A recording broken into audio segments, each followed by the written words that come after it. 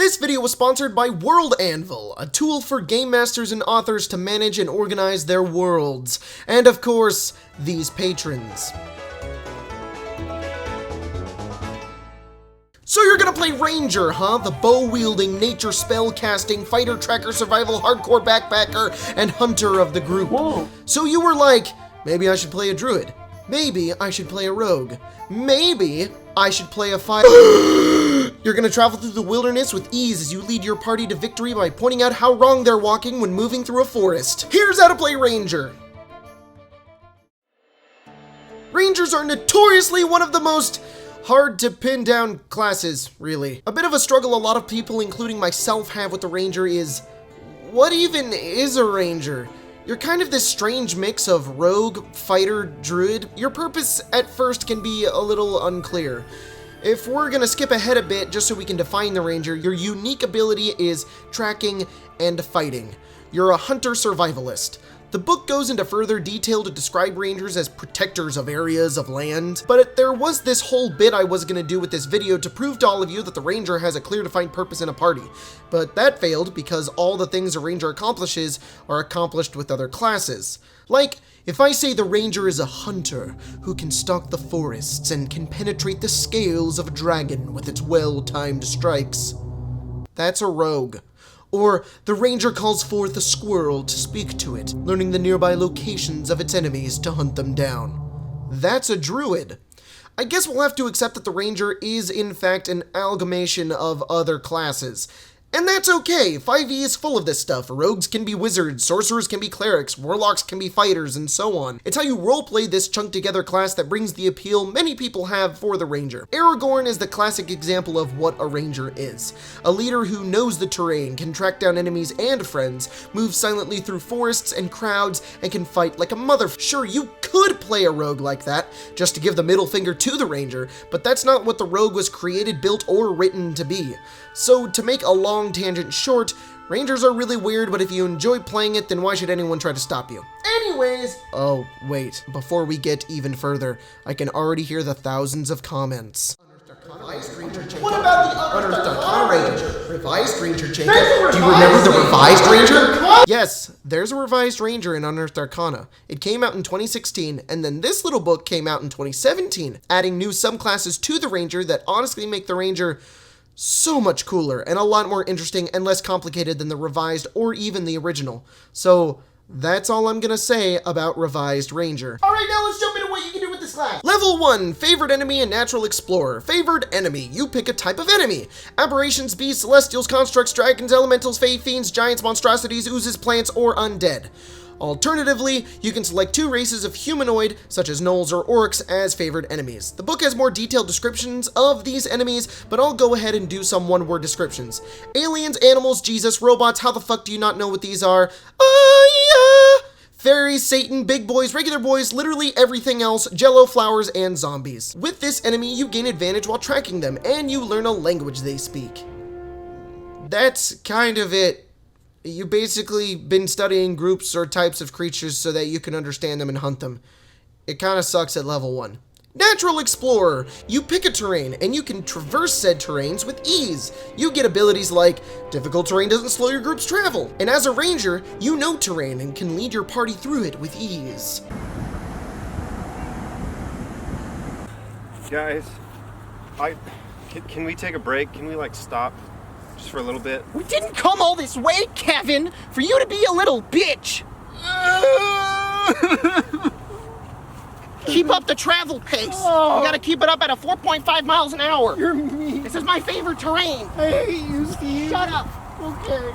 Your group can't be lost except by magical means. You remain alert to danger, you find lots of food. While tracking other creatures, you also learn their exact numbers, their sizes, and how long ago they passed through the area, and your group can remain stealthy by your own ability to keep them from walking into stupid areas.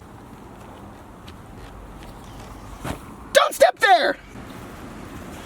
Don't step there! Okay. Okay. Don't step there! Don't step there! Which is really great. This ability allows the ranger to keep the party moving while also staying stealthy and avoiding the hardships of survival in the wilderness. Except it sucks when you decide to play a desert ranger and the entire campaign is in grasslands or forests. Make sure before you choose your favorite enemy and terrain that it's going to fit the game the DM has prepared. I've seen too many rangers have no fun playing because their enemy is aberrations and their terrain is forests, and the DM's like, you know what, the next 20 games are going to take place in the 9 hells! Level 2, Fighting Style and Spellcasting. As a ranger, you get the ability to fight and cast spells. Rangers get dope spells as well, like Goodberry, to keep everyone fed, and also make the foraging ability from your Natural Explorer completely useless. Or Conjure Barrage, Conjure Volley, Cordon of Arrows, and Snaring Strike, which are all abilities that let you set up traps or shoot a barrage of arrows or thrown weapons at an enemy. Personally, the ranger shines in their spells. They don't even really act as spells. I almost always flavor ranger spells as innate abilities or traps they build to hunt. They only act as spells in-game to fit its mold and system, and also because they're slightly magical. You can get lightning arrows. This is the coolest thing. I seriously really like the ranger spells, and they're really awesome, and you should take a look at all of them because I don't want to have to explain every single one in this video. Third level, Ranger Archetypes and Primeval Awareness. It's third level. That means you get to pick your archetype. Just forget these two that come in the player's handbook. They're super lame, and the ones written in Xanathar's Guide are the best. Basically, this one makes you better at fighting, and this one gives you an animal buddy that sucks and will die every time after 5th level. But in Xanathar's Guide, you get Monster Hunter. Ever wanted to be fucking Geralt in D&D? Well, now you can. You get cool spells for hunting, and you can learn if a monster has any damage immunities, resistances, or vulnerabilities, and what they are. With no roll! Granted, it's got charges, but holy shit! Also at 3rd level, you can deal an extra 1d6 damage to just whoever you want. It specifies only 1 attack per turn, but still! Later levels, you can escape grapples, stop people from teleporting, I hate portals. and counterattack. We ain't done yet. We've also got Gloomstalker. Gloomstalker is more of the rogue subclass for the ranger, where you can hide, disguise, and kill guys. You get dark vision and the ability to go invisible while in the dark. You also get to add your wisdom to your initiative, and on your first turn in initiative, you get an extra +10 to movement and 1d8 damage. Later levels, you can dodge really well. Finally, Horizon Walker, a bit of a niche form of ranger here. You're like a planar guardian that can find portals and kill those who are not native to your plane.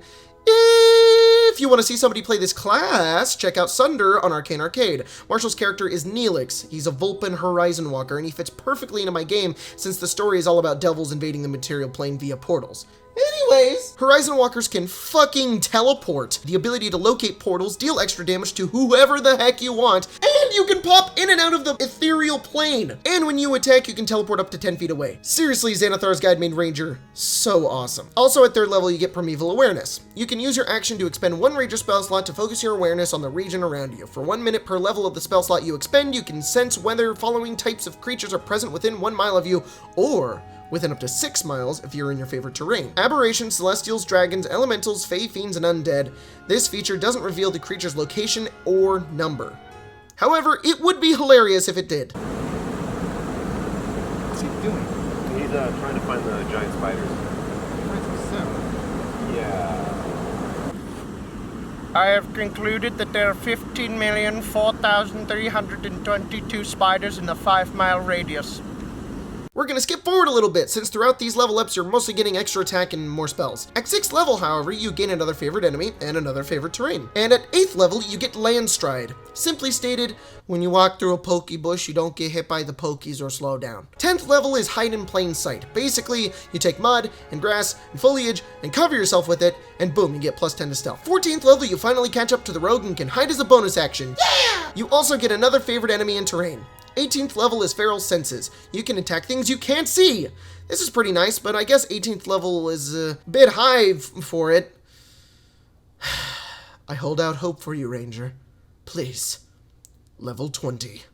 Can you redeem this poor, poor class? Can you make it awesome, as it's supposed to be? Foe Slayer. You can add your wisdom modifier to the attack roll or damage of an attack you make against one of your favorite enemies. I'm a 20th level ranger. I can destroy you. You don't stand a chance against me. Wow, that hurt more than normal. Ah!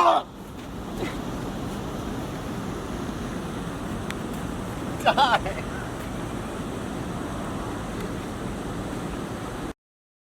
Well, if you've got a player who's gonna play a ranger, you're gonna need to map out all that terrain and stuff so that they know what they're going. Unfortunately, there's not really any tools to do that online. Oh wait, except there's World Anvil. World Anvil is an in-browser web tool that helps all you world builders world build, whether it be for your book or D&D game. You can create maps, notes on geography, locations, diseases, traditions. I've already begun importing Sunder into World Anvil, and it's a hell of a lot easier than scrolling Google Docs. Seriously, I really just love that I can load my map in here and start putting pins down and share it with my players as well so they can see where exactly I've placed things in the world, and I can keep my GM secrets behind my little screen. Check out World Anvil and start your free account today. There's a link in the comments and description below.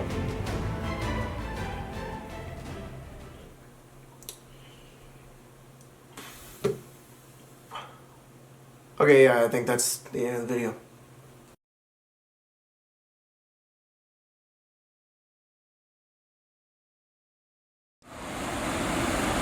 Hey y'all, so we've been fighting undead, right? Well, since our barbit and unfortunate end to that zombie, I was wondering if I could sing y'all a song. The ranger? Yeah, but I took my background in entertainer. Almost heaven, the forest and fauna, Blue Dragon Mountains, DC 12 Check River. Life is old here, older than our bard named Bill. Underneath the mountains is a lich who we gotta kill. Hunter's mark, survival check. To track a Sararak, good berry, plus 10 to stealth, extra damage, Hunter's mark. All my arrows pelt inside him. I'll never be within 30 feet of the enemy. Ranger companion, dark elf panther mix. You know you don't have to be a rip-off version of Dritzt. Hunter's mark, survival check. To track a Sararak, good berry, plus 10 to stealth, extra damage, Hunter's mark.